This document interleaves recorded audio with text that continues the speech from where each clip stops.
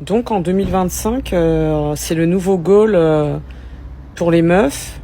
Si ton mec ne se met pas à genoux pour te demander en mariage, tu n'acceptes pas la demande en mariage.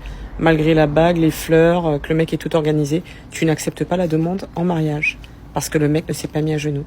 C'est une histoire qui est véridique. Hein. C'est une histoire vraie, là. C'est une histoire vraie. Tranquille, en fait.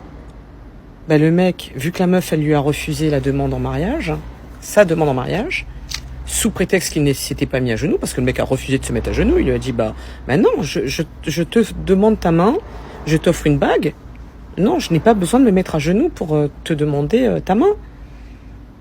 Donc elle a refusé. Lui, il est resté campé, il est resté campé sur ses positions. Il lui avait acheté une bagnole quelque temps avant.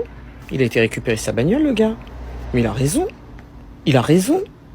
C'est quel genre, ça? Moi, je vous le dis, il y en a certaines. Faites bien les belles. Pour l'instant, vous avez la vingtaine. Dans le plus grand des calmes. Le bilan, la cuenta, c'est surtout vers 60 piges. Tu vois? Je dirais maintenant même un petit peu plus tôt. Un petit peu avant. Parce que tu sais, tu commences un peu à vieillir. Tu commences à... Tu vois, la santé, elle est fragilisée maintenant. C'est plus comme avant, vous voyez?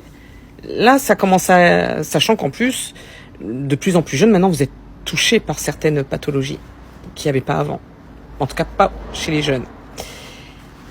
Et donc, savoir que tu as quelqu'un qui va pouvoir t'épauler, qui va pouvoir, sur qui tu vas pouvoir compter, sur qui tu vas pouvoir t'appuyer, c'est tellement agréable.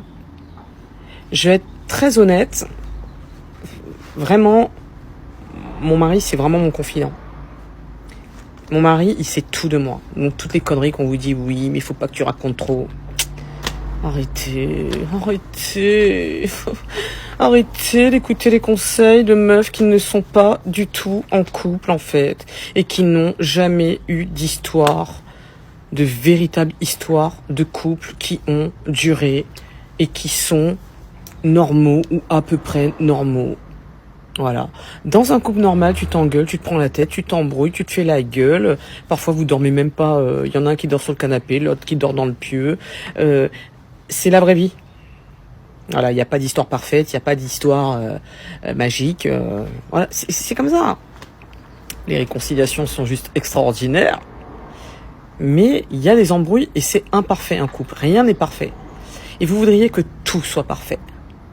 Vous voudriez façonner les gens qui partagent votre vie, et vous jouez un jeu très dangereux, mesdemoiselles.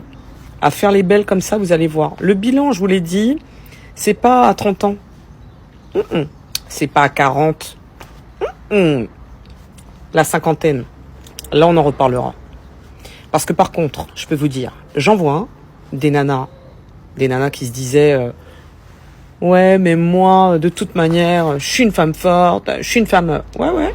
Il y a pas longtemps, là, j'en ai croisé une qui était comme ça. Hein. Elle cherche désespérément. Hein. Ouais. À 60 piges, hein, une soixantaine d'années, elle cherche désespérément.